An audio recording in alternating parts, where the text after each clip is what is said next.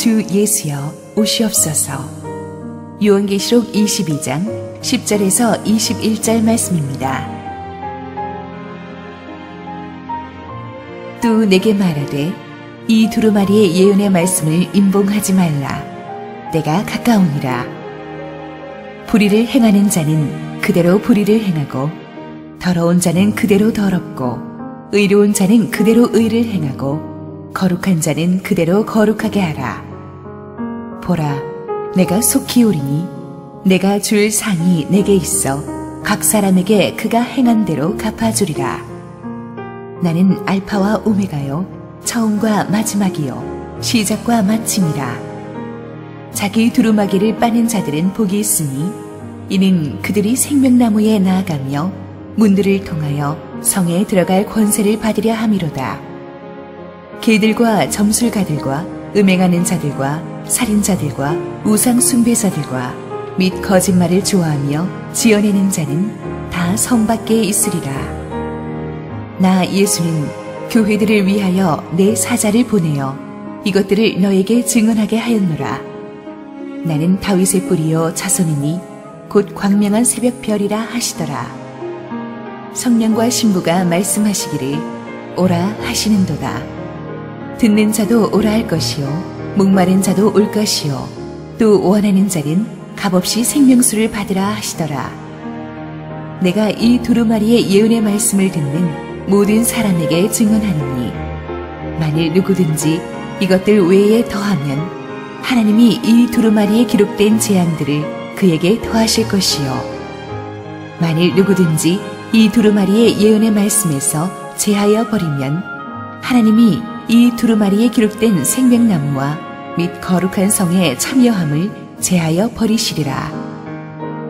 이것들을 증언하시니가 이르시되 내가 진실로 속히 오리라 하시거늘 아멘. 주 예수여 오시옵소서. 주 예수의 은혜가 모든 자들에게 있을지어다. 아멘. 할렐루야. 우리 하나님께 감사와 영광의 박수를 드리겠습니다. 몇 달 전에 7월 중순에 계시록 설교가 끝난다는 것을 알고 우리 성가대 분한테 부탁했습니다. 계시록 마지막 설교하는 날에 할렐루야를 들을 수 있겠느냐. 그리고 몇 달이 지났는데 오늘 4부 성가대가 다 할렐루야를 하는데 아침 시간에 소리내기 참 힘든데 온몸에 힘을 다해서 웅장한 할렐루야를 기쁨으로 찬양해준 우리 챔버와 우리 2부 성가대에게 한번 격려의 박수를 부탁합니다. 고맙습니다. 제가 성가대 해봐서 알거든요. 이게 얼마나 힘든 노래인지. 가사는 심플하지만 성가대의 수준은 비포 할렐루야와 애프터 할렐루야가 있습니다. 우리 성가대는 이제 세계적인 수준으로 업그레이드하는 겁니다. 앞으로도 더 큰 은혜가 우리 성가대 통해서 임하기를 바랍니다. 우리 함께 기도하시고 하나님 말씀 듣겠습니다. 주님 은혜 감사합니다. 요한계시록의 강해 설교를 오늘 끝내는 마지막 주일입니다. 하나님께서 계시록에 담아주셨던 마지막 시대를 사는 우리를 향한 하나님의 가슴 절절한 메시지를 우리가 가슴 깊이 새기고 살게 하옵소서. 예수님의 이름으로 기도했습니다. 아멘. 42km를 달리는 장거리 마라톤 선수들에게 있어서 가장 힘든 구간은 마지막 35km, 40km라고 합니다. 그때쯤 되면 모든 사람들의 체력이 한계점에 달해서 정신력이 흐트러지고 아예 당장이라도 그만두고 싶은 생각이 굴뚝 같다고 합니다.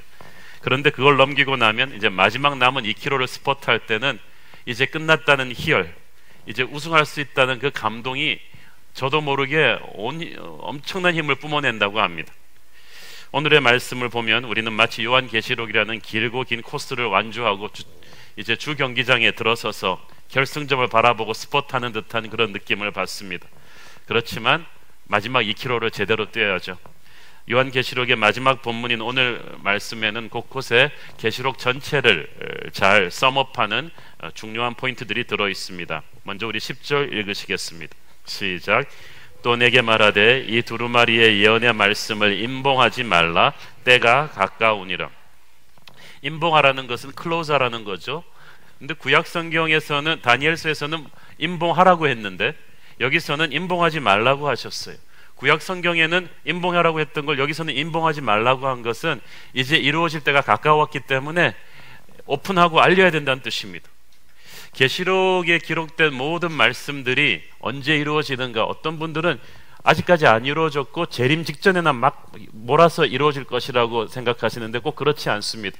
왜냐하면 계시록의 초대 수신인은 2000년 전 초대 교인들이었습니다. 그래서 계시록의 사건들은 이미 그때부터 이루어지고 시작한 거예요. 예수님의 이 계시록에서 말하고 있는 말세, 마지막 때라는 것은 주님의 초림, 십자가 사건 때부터 주님의 재림 때까지, 오늘을 포함해서 앞으로 오실 주님의 재림 때까지의 모든 기간을 통틀어서 마지막 때라고 하고, 계시록의 예언들이 이루어지고 있는 것은 이 마지막 때인 거예요. 그래서 많은 계시록의 예언들이 이미 이루어졌고 지금 이루어지고 있고 앞으로도 이루어져서 주님 다시 오실 때 완성이 될 것입니다. 자, 그런데 이 예언의 말씀을 임봉하지 말라는 것은 이 말씀이 선반에 먼지나 뒤집어 쓰게 하려고 주신 게 아니라는 거예요. 열어서 가르치고 사용하고 선포하라는 뜻입니다. 숨기지 말고 적극적으로 전하라는 것입니다. 왜? 그래야 많은 사람들이 주님의 품으로 마지막 때에 돌아올 수 있기 때문입니다. 계속 제가 말씀드리겠지만 계시록의 마지막에 담긴 하나님의 마음은 전도요, 선교입니다. 12절과 20절에 보면은 재림의 타이밍에 대해서 나옵니다. 보라, 내가 속히 오리라. 20절에서는 내가 진실로 속히 오리라. 그러면 여기서 속히 온다는 말을 놓고 많은 사람들이, 아니 2000년이 지나도록 안 오셨는데 속히 온다는 말이 이거 약간 사기성이 있는 말 아니냐. 우리 어릴 때 드라마에 보면은 부모가 어려울 때 자식 버리면서 서울역 앞에 세워놓고 깎아사탕 쥐어주고, 아빠 고독게 기다려, 내가 속히 오리라. 그래놓고 아빠가 안 와. 배신감에 얘는 평생을 사는 거예요. 꼭 하나님이 그런 것 같잖아요. 2000년 동안 안 오신다는 거예요. 그런데 이 헬라어로 이 속히 온다는 말의 번역을 우리가 잘 봐야 됩니다. 한국말로 속히라고 했고 영어로 soon이라고 했는데, 이 헬라어의 원어의 뜻은 빨리 온다는 뜻이 아니고 불시에 온다는 뜻입니다. Suddenly, anytime이라는 뜻이지 soon이라는 뜻이 꼭 아니라는 거예요. 그러므로 정확하게 하자면 이게 불시에 터지는 사건이 될 것이다. 언제든지 오실 수 있다는 그 말의 의미입니다. 그리고 주님께서 재림의 정확한 시간은 비밀에 감추어 두셨습니다. 그래야 우리가 마지막 날까지 날마다 세상 마지막 날인 것처럼 신실하게 살아갈 수가 있기 때문입니다. 날마다 그날 주님 다시 오실 것처럼 우리가 준비하며 기다릴 수 있기 때문입니다. 보통 요한계시록 하면은 이 메인 포인트가 주님이 언제 어떤 모양으로 다시 오실지를 설명하는 거라고 생각합니다. 그러나 그것은 핵심이 아닙니다. 핵심은 주님이 언제 다시 오셔도 거리낌이 없도록 주님의 다시 오심을 준비하는 삶을 살라. 이것이 핵심입니다. 주님의 재림의 때가 갑자기 임할 수 있다는 메시지는 핍박받는 하나님의 교회에게 소망과 용기와 꿈을 주는 것입니다. 이 세상에서 다 보상받으려고 하지 말라. 천국의 상급이 기다린다는 뜻입니다. 12절 읽습니다. 시작. 보라, 내가 속히 오리니 내가 줄 상이 내게 있어 각 사람에게 그가 행한 대로 갚아주리라. 자, 계시록에서 계속 나오는 메시지는 이기는 자에게 주는 상입니다. 승리의 면류관입니다. 하나님께서 천국에서 상이 있다고 하십니다. 자, 여러분, 구원은 은혜로 그냥 가요. 그렇지만 구원받고 천국 가서 천국 상급은 행위대로 받습니다. 선한 싸움을 다 싸우고 주님 위해서 욕도 먹고 핍박도 견뎌내고 황금 같은 여름 휴가를 반납하고 이번에 아우리치 가시는 분들 축복합니다. 그렇게 남들은 휴가 가서 노는데 이분들은 가서 자기 돈 쓰고 시간 써서 가난한 오지의 원주민들을 돕고 섬기고 사랑하고 돌아오고, 그리고 평소에도 하나님의 일을 하고 제자 만들고 이런 모든 사람들에게는 반드시 천국 상급이 기다립니다. 그렇게 수고하고 땀 흘린 성도들과 주일 예배만 간신히 드리고 바람과 함께 사라져버리는 성도들과 받는 상급이 똑같다면 그건 너무 억울하지 않아요? 천국에 가면은 다양하고 풍성한 상이 여러분이 주님을 위해서 선한 싸움 다 싸운 것만큼 반드시 기다릴 것입니다. 그 상급을 믿는 사람들은 주님의 재림을 기쁜 마음으로, 설레는 마음으로 기다릴 것입니다. 또 한 가지 이 계시록에서 계속 강조했던 포인트를 오늘의 본문에서 다시 강조하고 있는 것은 천국의 문에 대해서입니다. 성경은 천국과 지옥에 대해서 정확하게 이야기합니다. 이 땅에서는 천국과 지옥에 대해서 어설프게 얘기합니다. 천국을 그냥 하고 싶은 거 다 하는 낙원이라고 그냥 어설프게 설명하고 지옥 얘기는 듣기 싫어합니다. 그러나 계시록은 천국과 지옥에 대해서 정확하게 이야기합니다. 그리고 천국에 들어가는 기준, 천국의 문에 대해서 계속해서 말했던 것을 여기서 다시 한번 강조해 줍니다. 14절 시작. 자기 두루마리를 빠는 자들은 복이 났으니 이는 그들이 생명나무에 나아가며 문들을 통하여 성에 들어갈 권세를 받으려 함이로다. 여기서 자기 두루마기를 빤다는 번역이 저는 정말 마음에 안 듭니다. 마치 쭈쭈바를 빠는 것처럼 이거 두루마기를 빠는 게 아니거든요. 여기서 빤다는 말은 washed, 씻었다는 뜻이에요. 보다 엄밀하게 말하면 계시록 7장 말씀처럼 어린 양 예수 그리스도의 보혈로 죄가 씻김을 받고 의롭게 되었다는 뜻입니다. 십자가를 통과해서 거듭난 사람이 복이 있다는 거예요. 그 사람이 천국의 문을 통과한다는 것입니다. 그러니까 성경은 윤리교과서가 아니라 착한 일을 해서 천국 가는 게 아니라 십자가 보혈로 깨끗게 된 사람들이 들어가는 것이 천국이다. 계시록 곳곳에 십자가 보혈, 어린 양의 피 이야기가 계속 나오지 않습니까? 그리고 그런 사람들이 진짜 복이 있다는 거예요. 계시록은 심판의 책이 아니라 축복의 책입니다. 우리는 무병장수하고 돈 많이 벌고 이러는 것만 축복이라고 생각하는데 진짜 복은 어린 양의 보혈을 통과해서 천국에 들어가는 것입니다. 우리는 천국의 문 앞에 가보면 그것이 얼마나 큰 복이었는가를 알게 될 것입니다. 주님의 백성들에게는 이 천국의 축복이 기다리는 줄로 믿습니다. 그러나 그 문을 통과 못하는 게 있는데 죄악은 통과하지 못합니다. 우리가 살고 있는 시대는 포스트 모던 시대예요. 포스트 모던 시대는 한마디로 선과 악의 구분이 모호합니다. 무엇이 선인지 악인지 구분이 안 돼요. 그래서 요즘 영화나 드라마들 보면요, 악인도 다 이유가 있어서 악하고, 그래서 악인한테도 좀 동정심을 갖게 만들고, 선덕여왕의 미실이 악역인데 사람들이 매력을 느끼잖아요. 그리고 선인도 우리가 모르는 악이 또 있다고 만들어서 이 선과 악의 구분이 모호하게 만들어 버립니다. 동성애는 반드시 악한 것이 아니고 그냥 성적 취향이 다른 것일 뿐이다 라고 상대적인 가치주의로 희석시켜 버립니다. 이 포스트 모던 시대에는 선과 악과 진리와 거짓이 상황에 따라서 바뀔 수 있다고 합니다. 그러나 계시록을 보면 예수님은 정확하게 진리와 거짓을 구별하십니다. 천국과 지옥을 구별하시고 구원과 심판을 구별하시고 빛과 어둠을 정확하게 구별하십니다. 그래서 아주 클리어하게 얘기합니다. 죄악이 천국에 들어가지 못한다고 말합니다. 15절 읽습니다. 시작. 개들과 점술가들과 음행하는 자들과 살인자들과 우상숭배자들과 및 거짓말을 좋아하며 지어내는 자는 다 성 밖에 있으리라. 여기서 개라는 것은 도덕적으로 부패하고 불의한 자, 하나님을 믿지 않는 사람들을 가리킵니다. 그리고 나오는 모든 것들은 이 마귀의 성향들이죠. 이런 사람들은 결코 천국에 들어가지 못한다. 천국이 좋은 것은 악이 들어가지 못하기 때문이에요.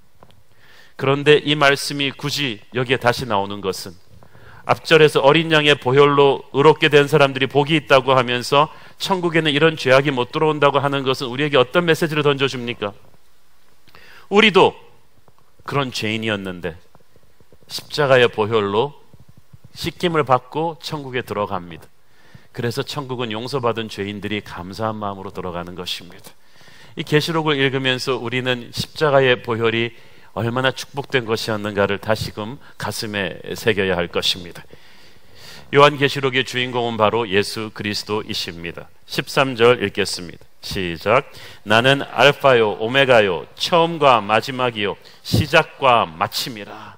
예수님은 자기를 소개하십니다. 나는 알파와 오메가다. 알파는 헬라어 알파벳의 처음 글자고 오메가는 마지막 글자입니다. 역사를 시작하신 하나님께서 이제 역사의 마지막도 마무리 지으실 것입니다. 창세기의 하나님께서 계시록의 하나님이 되십니다. 세상을 창조하신 하나님이 이제 세상을 심판하십니다. 주님께서 알파와 오메가가 되시고 처음과 마지막이 되실 거라는 말씀은 주님께서는 당신이 시작하신 것을 반드시 스스로 마무리하신다는 것을, 역사의 책임을 지신다는 것을 담고 있습니다. 사람도요, 일 벌려놓고 말만 해놓고 일 벌려놓고 마무리 짓지 않는 사람 참 얄밉지 않습니까? 그런데 하나님은 절대 그렇지 않으십니다. 하나님은 반드시 시작하신 일을 끝내실 것입니다. 저는 개인적으로 그래서 끝내준다는 한국말 참 좋아합니다. 하나님은 진짜 끝내주실 거예요. 끝을 지으실 거예요. 그리고 이것은 반드시 이 세계 역사만을 위해서 하시는 말씀이 아니라 우리 개개인에게도 적용되는 말씀입니다. 하나님께서 역사의 알파 오메가 되시는 주님이 우리 인생의 알파 오메가가 되십니다. 그래서 우리가 아무리 중간에서 넘어지고 실패할지라도, 사탄 마귀가 아무리 방해하고 공격할지라도 우리를 시작하신 하나님께서 반드시 우리를 붙잡고 일으켜서 천국까지 입성시킬 것입니다. 구원을 완성시키실 거예요. 그래서 역사의 마지막은 해피엔딩 정도가 아니라 홀리 엔딩, 글로리 엔딩, 영광스러운 엔딩이 될 것입니다. 주님께서 알파 오메가라고 하시면서 말씀하시는 겁니다. 나는 알파 오메가다. 내가 너를 태어나게 했고, 내가 너를 거듭나게 했고, 네가 이 육체의 마지막 숨결이 이 땅에서 끊어질 때까지 내가 함께 할 것이다. 그러므로 네가 아무리 중간에 자빠지고 깨어지고 버티고 도망가도 상관없이 내가 너를 붙들고 연단하고 빗어서 끝까지 끌고 간다. 내가 너를 끝까지 책임진다. 완성할 것이다. 포기하지 않을 것이다. 사랑하는 성도야, 내가 너를 포기하지 않는다. 사랑하는 교회야, 내가 너를 포기하지 않는다. 이것은 우리를 끝까지 책임진다는 하나님의 약속입니다. 주님께서는 또 자신을 다윗의 자손이요 빛나는 새벽별이라고 하십니다. 다윗의 뿌리요 자손이라는 말은요, 구약을 흐르고 있는 유대인 전체의 뿌리가 바로 다윗이에요. 주님께서 혈통상 다윗의 자손입니다. 그래서 다윗으로 상징되었던 모든 것들은 결국 예수님 안에서 완성이 됩니다. 그래서 구약과 신약 66권의 핵심 포인트는 예수 그리스도세요. 구약은 오실 예수님, 신약은 오신 예수님을 다루고 있어요. 그래서 이 모든 계시의 핵심 포인트는 예수 그리스도이십니다.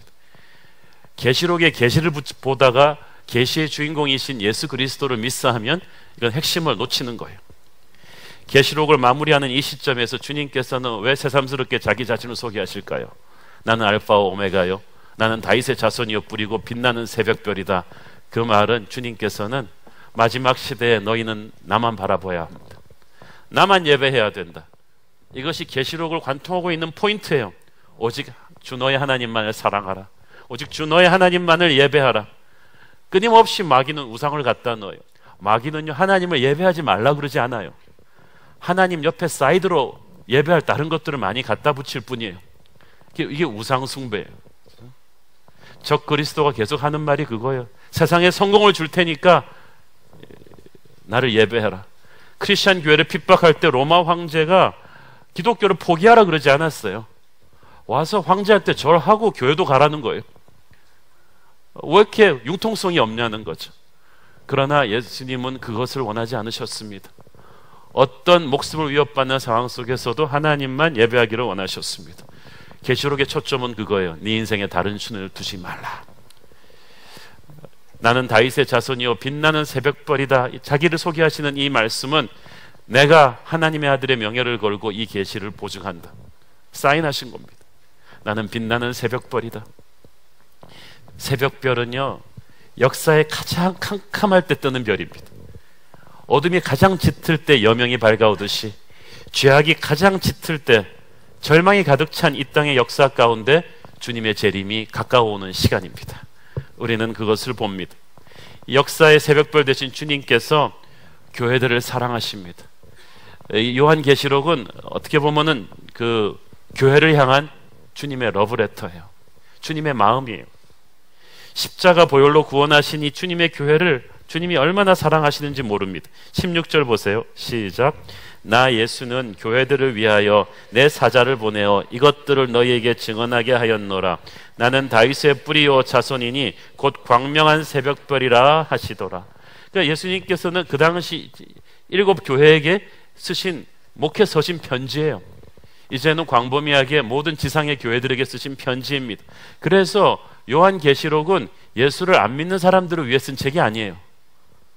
그래서 예수를 안 믿는 사람들이 지적 호기심으로 666이 뭐냐, 노스트라다무스의 예언과 계시록이 뭐가 맞느냐 이러쿵저러쿵 할 얘기가 아니라는 것입니다.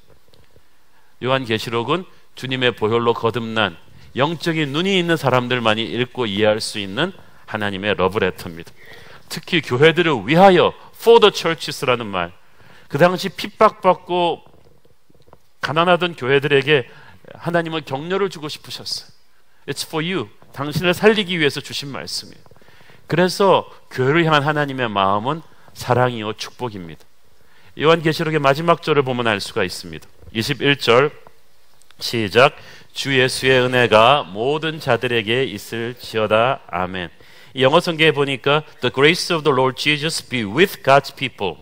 그러니까 모든 사람이 그냥 모든 사람이 아니라 하나님의 백성들에게 있을지어다. 예수의 보혈로 거듭난 하나님의 백성들을 축도하는 것으로 성경이 끝나요. 할렐루야.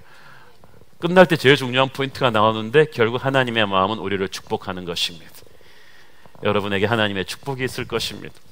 주님께서는 믿는 자들에게는 은혜의 축복을 약속하십니다. 그래서 우리에게 두려워하지 말라고 하십니다. 이 끝에 마무리 축도가 얼마나 중요한지 아세요? 제가 아는 분들 아무리 교회 늦게 와도요 꼭 축도는 받고 가는 분이 계셨는데, 그분이 축도를 받게 된 이유 중에 하나가 어느 날 이제 골프 부킹을 잡아놓고 아침 예배를 드리고 하는데 이 예배 설교 시간이 길어졌어요. 그래갖고 축도를 미처 못 듣고 찬양하는데 총알같이 이렇게 달려나가다가 그 예배당 밖에 문이 그게 통유리예요. 그 전날 닦아놓은 거예요.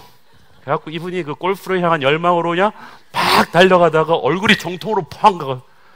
저도 한번 박아봐서 알거든요. 굉장히 아파요.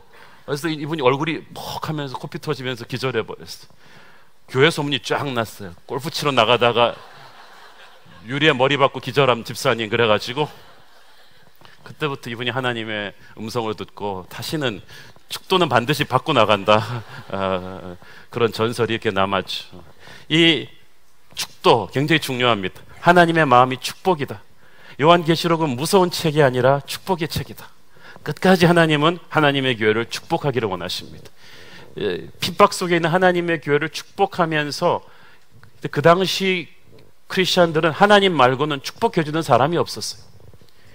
요즘은 우리가 세상에 나가도 이렇게 뭐 물건 사고 그러면 백화점 직원들이 그래도 막 잘해주고 그러잖아요. 비행기를 타도 스튜어디스들이 막 인사도 하고 그러잖아요. 근데 그 당시 크리스천들은 하나님 말고는 축복해주는 사람이 없었어. 하나님 말고는 다 욕먹고 핍박받는 사람들이었는데 하나님은 계시록에서 끝없이 축복해준 거예요. 세상 누가 욕해도 하나님의 축복을 받으니까 살아날 힘이 생겨요. 오늘 세상의 말을 듣고 기죽은 여러분이 있다면 오늘 하나님의 축도를 받고 살아 일어나길 바랍니다. 주님은 험한 세상 속에 있는 교회를 축복하시면서 사명을 주셨어요. 그것은 전도의 사명, 선교의 사명입니다. 11절 읽겠습니다. 시작. 불의를 행하는 자는 그대로 불의를 행하고 더러운 자는 그대로 더럽고 의로운 자는 그대로 의를 행하고 거룩한 자는 그대로 거룩하게 하라. 얼핏 보면 이 말씀이 나쁜 놈들은 그냥 구제불능이니까 저렇게 살다 죽게 놔둬라. 그런 말 같죠, 의미가. 근데 그렇지 않아요. 이것은 오히려 마지막 때가 가까웠으니까 죄인들이 회개를 좀 하라는 하나님의 그 마음입니다. 계시록의 마무리는 하나님의 그 잃어버린 영혼들을 품는 아버지 마음이에요. 17절 읽겠습니다. 시작. 성령과 신부가 말씀하시기를 오라 하시는도다. 듣는 자도 오라 할 것이요 목마른 자도 올 것이요 또 원하는 자는 값없이 생명수를 받으라 하시더라. 여기서 듣는 자는 어떤 경로를 통해서든 말씀을 들으려 하는 자들, 목마른 자들은 영적인 목마름이 있는 분들, 그리고 원하는 자는 하나님의 구원을 갈망하는 분들. 전도하다 보면 마치 이분이 전도를 기다린 듯한 분이 있습니다. 얼마나 회개가 됐는지 몰라. 나는 겁나가서 전도했는데 이분은 기다리고 있었어. 제가 아는 분 친구도 아주 유명한 패션 디자이너인데 깐깐하고 교만하고 모든 죄란 죄는 다 짓고 사는 사람이라 아무도 전도를 안 하는 거예요. 크리스천 친구들도. 설마 이런 사람이 예수 믿겠냐 싶어서. 근데 제 친구가 전도를 했더니 그 자리에서 가지 뭐 교회 기다리고 있었던 거야. 목말라 하고 있었던 거야. 여러분, 그런 분들이 많다는 거예요. 마지막이 될수록. 그런 분들을 하나님이 끌어안기를 원하세요. 보니까 성령과 신부가 말씀하시기를 오라 하시는도다. 성령과 신부는 주님의 신부 교회를 가리키죠. 교회는 성령과 한 목소리를 냅니다. 주님께서 내가 곧 올 것이다 하니까 성령과 교회가 주님 곧 오시옵소서 라고 말합니다. 그러면서 다시 오실 주님이 가장 원하는 것이 무엇인가를 생각합니다. 주님께서는 목마른 자들이 마지막까지 복음 믿고 돌아오기를 원하셨어요. 계시록의 마지막 결론 부분에서 주님께서는 구원받기 원하는 사람들은, 목마른 자들은 내가 마지막 순간까지 구원의 문을 열어놓겠다. 십자가 복음의 길을 놓을 테니까 이들이 왔으면 좋겠다. 목마른 자들, 듣는 자들, 말씀 듣기를 사모하는 자들아 오라. 전도 집회를 하시는 거야.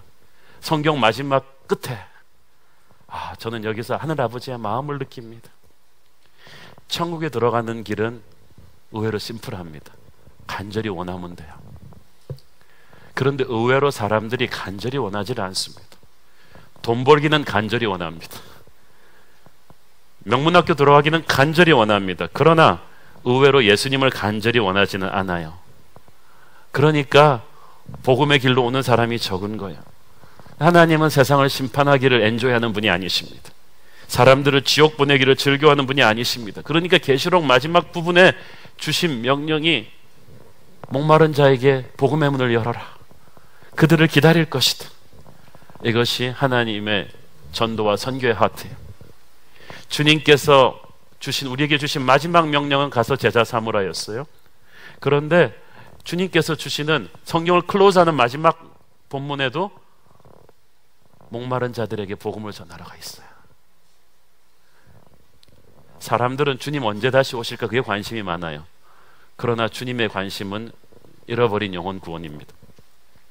사도행전 1장에서 주님께서 승천하시기 전에 제자들이 끝까지 그걸 물어봤어요. 주님 언제 다시 오실 거예요? 이스라엘을 회복하실 때가 언제예요? 그때 주님 말씀하셨죠.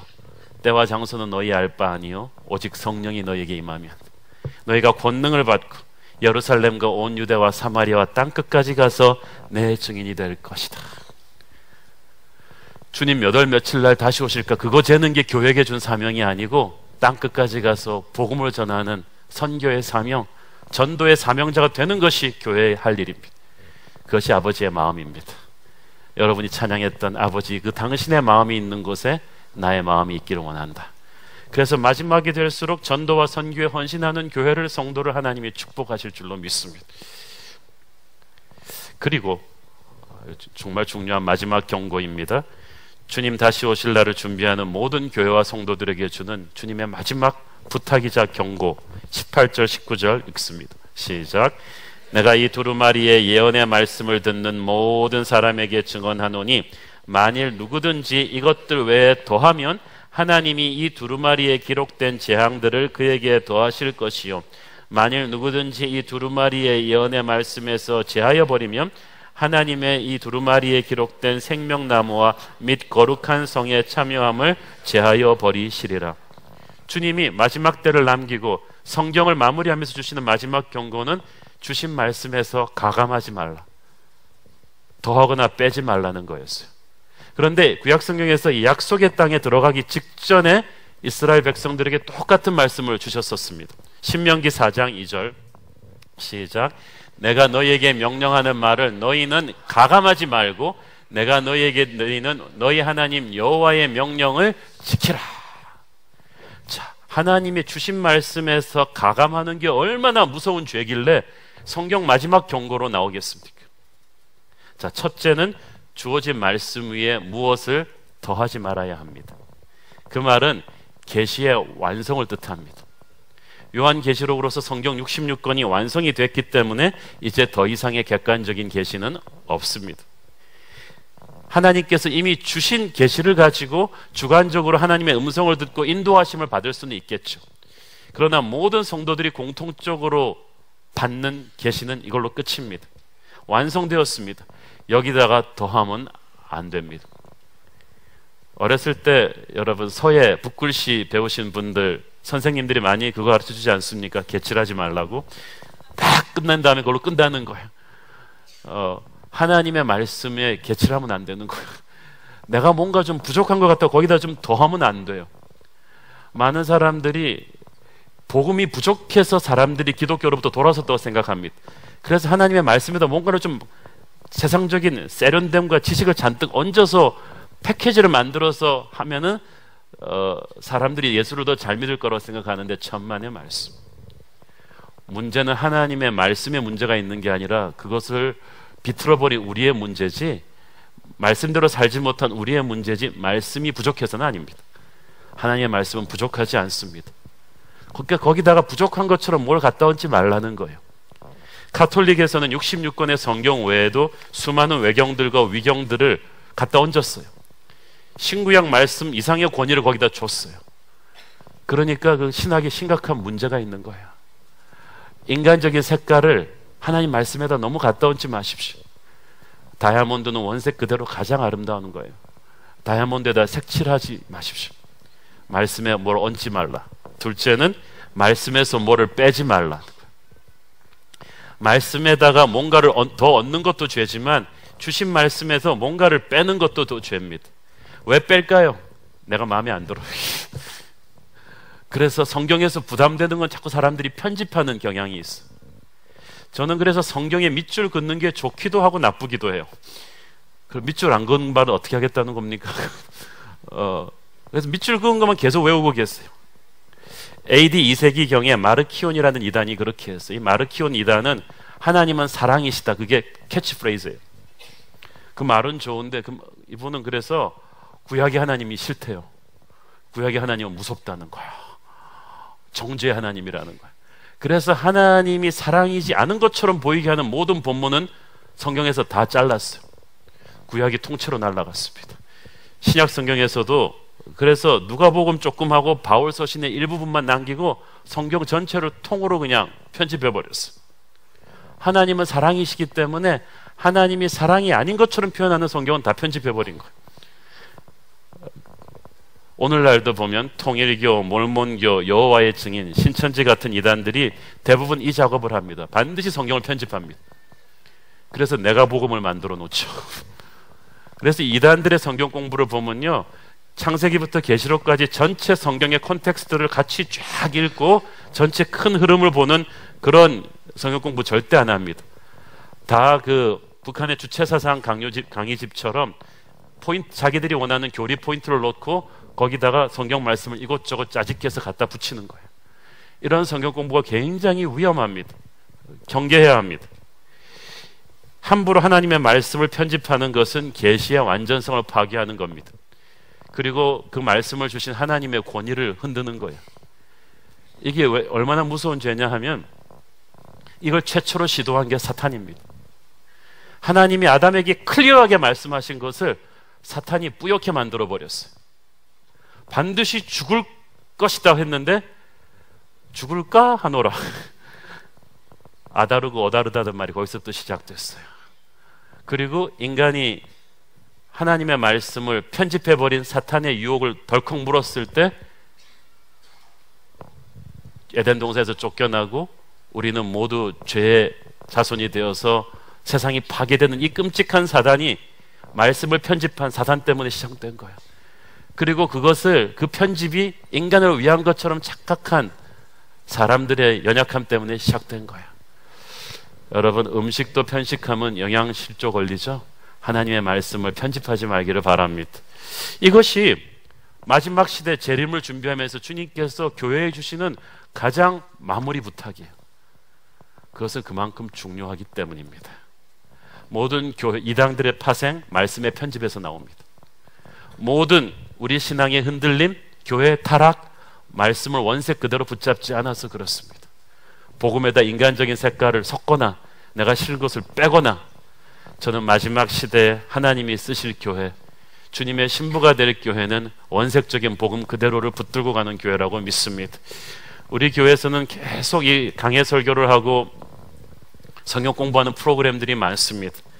강해 설교를 하고 신구약 성경 공부를 계속 다 훑는 것은 내가 싫은 말씀을 피해갈 수 없다는 뜻이에요. 내가 힘들고 어려운 말씀도 그냥 다 봐야 돼요. 그렇게 해서 하나님이 우리의 영혼을 건강하게 마지막 시대에 만들어 놓으실 줄을 믿습니다. 계시록의 마무리에서 중요한 말씀이 있습니다. 아멘, 주 예수여 오시옵소서. 20절에 나오는 말씀이죠. 이 말씀을 헬라어로 마라나타라고 합니다. 영어로 메라난타, 유명한 CCM 그룹도 그 이름이 있죠. 아멘, 주 예수여 오시옵소서. 이 말이 초대교회 성도들이 성찬 예식을 할 때마다 공식적인 기도문에 나옵니다. 얼마나 핍박이 심했던지 그들은 예배 드릴 때마다 아멘, 주 예수여 오시옵소서. 그것이 그들의 간절한 그 고백이었어요. 그리고 그들은 정말 자기들의 시대에 주님이 다시 오실 것을 확신을 가졌어요. 천국에 대한 확신이 있었기 때문에 세상 핍박을 견딘 거예요. 세상의 화려 앞에 주눅들지 않은 거예요. 공부 안 한 학생이 시험이여 빨리 오시옵소서 이럴 수가 없죠. 마라나타의 기도를 할 수 있는 사람은 자신이 있는 사람이에요. 지금 언제 주님 다시 오셔도 부끄러움 없는 믿음의 삶을 사는 자신이 있는 사람이에요. 자신이 없는 사람은, 이 땅에 대한 애착이 너무나 많은 사람은 이렇게 말할 수가 없어요. 마라나타 성경 공부를 했더니 옛날에 어떤 청년이 저한테 오더니, 목사님, 예수님 언제 다시 오셔도 상관없는데 가장 잔인한 타이밍은 뭔지 아세요? 제가 지금 7년째 연애하고 있는데요, 그래갖고 결혼해가지고 신혼여행 가기 직전에 주님 다시 오시는 거예요. 저는 그건 가장 잔인한 일일 것 같아요. 그래서 언제든지 괜찮은데 자기 결혼한 다음에 와야 된다는 거지. 세상에 대한 애착이 있으면요, 이 마라나타 이 고백이 진실하게 안 나옵니다. 그 청년의 그 말은 조크였지만 이 땅에 너무나 많은 애착을 가지고 사는 사람들은 이 마라나타 신앙이 점점 희색되는 거예요. 예수를 믿는 것이 주님의 힘을 빌려서 이 땅에서 성공하고 싶은 그런 변질된 신앙이 되는 게 너무나 많아요. 그래서 우리가 2014년 21세기 초반에 가장 세상적인 도시 중에 하나인 서울 강남에서 요한계시록을 설교하는 것입니다. 그게 포인트가 아니다. 여러분이 마음 깊은 곳으로부터 천국에 대한 열망, 천국 상급에 대한 기대, 천국의 주인이신 예수 그리스도를 사랑하는 마음으로 아멘, 주 예수여 오시옵소서. 나는 세상에 살지만 세상을 사랑하지 않습니다. 세상의 노예가 되지 않을 것입니다. 세상의 핍박에 주눅들지 않을 것입니다. 나의 우선순위는 분명합니다. 이 고백을 할 수 있는 성도들이 되기를 원합니다. 오늘날의 교회들이 너무 이 땅 중심적인 비전을 가르쳐요. 그러나 우리는 마라나타, 영혼을 지향하는 천국 신앙을 가져야 됩니다. 그것은 이 땅의 사명을 소홀히 하라는 얘기는 아닙니다. 그러나 오히려 천국을 바라보기 때문에 우리는 이 땅에서 담대하고 아름답게 살 수가 있습니다. 오늘날 영원한 천국을 바라보는 크리스찬들이 왜 세상의 돈 앞에서 세상 사람들과 똑같이 침을 흘리고 삽니까? 왜 세상의 권력 앞에서 세상 사람과 똑같이 기가 죽어서 그렇게 살아갑니까? 마라나타의 신앙을 가진 사람들은 가난해도 비굴하지 않아요. 힘없어도 눈치 보지 않아요. 불투명한 미래가 눈앞에 다가와도 불안해하지 않아요. 힘들어도 슬퍼하지 않아요. 마라나타 신앙이 있기 때문입니다. 요한계시록의 대장정을 마무리하면서 우리 마음 깊은 곳에서부터의 고백으로 마라나타, 그 고백을 할 수 있게 되기를 축원합니다. 기도하겠습니다. 사랑하는 아버지, 35주 동안의 요한계시록 강해 설교를 주님의 은혜 가운데 잘 마치게 해주셔서 감사합니다. 하나님, 괴로움과 죄만 있는 이곳에 살지만 우리는 여기에 영원히 살지 않을 것입니다. 빈다고 높은 보좌와 그 위에 앉으신 주님 계신 천국을 바라봅니다. 그 주님의 마음을 품고 열방에 복음 전하게 하시고 세상 앞에 당당한 교회 되게 하여 주옵소서. 예수님의 이름으로 기도했습니다. 아멘.